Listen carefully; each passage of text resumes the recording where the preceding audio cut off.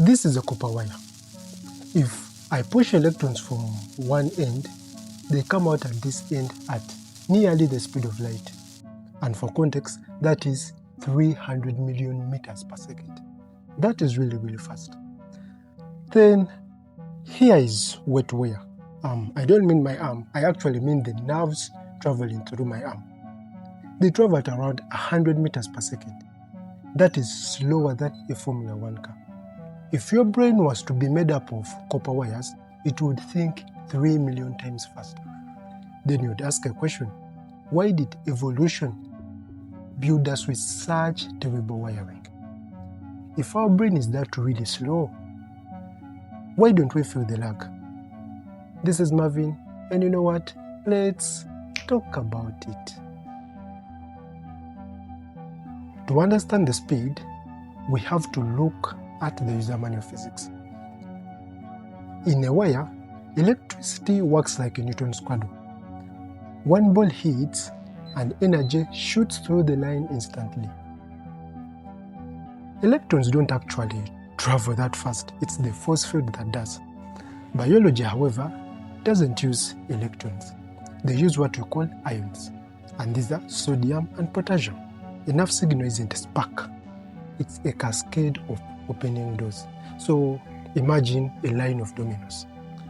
When one door opens, ions rush in, and then the rushing in of ions causes the next door to open, and then this open door allows the ions in, which causes the next door to open, and so on and so forth.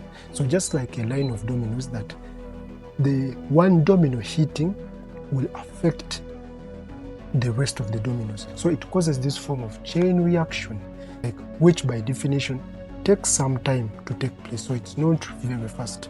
And you also realize that in biology we are dealing with chemical reactions and not electrical ones. And if you have done some chemistry, you realize that chemical reactions are really, really slow and they take time. Now, the funny thing is, even the 100 meters per second is actually the fast mode. Without some form of engineering, nerves would even be slower, about 1 meter per second. You would burn your hand and feel the pain 3 seconds later. So the brain developed a hack which we call myelin. So think of this myelin as an insulation material, like a rubber material around a copper wire. So what this myelin does, it enables the signal to jump over sections within the nerve. So we call this saltatory conduction. So in this way, instead of walking every step through the nerve, it actually teleports forward. So in that way, the signal doesn't have to pass through all the chemical processes within the nerve for it to reach where it's supposed to reach. In that way, it creates this illusion of traveling faster than it actually is. So we have concluded that our brain is really slow and we do experience a lag. By the time your eyes see a baseball flying over, it has already moved closer than that. So essentially speaking, your brain is living in the past. But now the question is, how do we catch the ball? That is really a good question, but the answer is really simple. Our brain does not process the now, it predicts the future. So because neuroprocessing is slow, our brain creates a simulation of what the world would look like in 0.1 seconds, and it will show you that.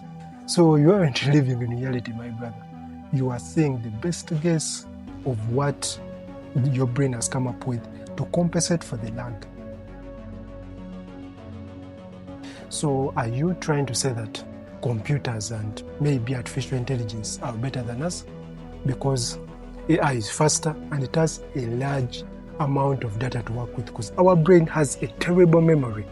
It does not store information that it does not need. But AI actually has access to that information, and it's millions of times faster. It would be easier for you to make such a conclusion. However, yeah, we do agree, copper wires are faster, silicon chips are faster, but there is one caveat. They are rigid. So our nerves traded speed for complexity. So by using chemical gates, which are the ions, instead of electron flow, our brain can modulate signals in ways a copper wire or a silicon chip could never do. And that is why, despite of silicon chips being way faster than our brain, they literally struggle at handling the complexity our brain is capable of handling. Because of that simple aspect that, yes, they are faster, but due to their rigidness, they struggle to be flexible and be able to handle signals in a way that our brain could do, even at a slower speed. But here is the catch. If the brain is chemical and electricity is electrical, how do we connect them? How do we hook a wire into a nerve to control a robotic arm? Or how do we hook a chip into our brain to control a computer or a cursor on a mouse? Watch this video to find out.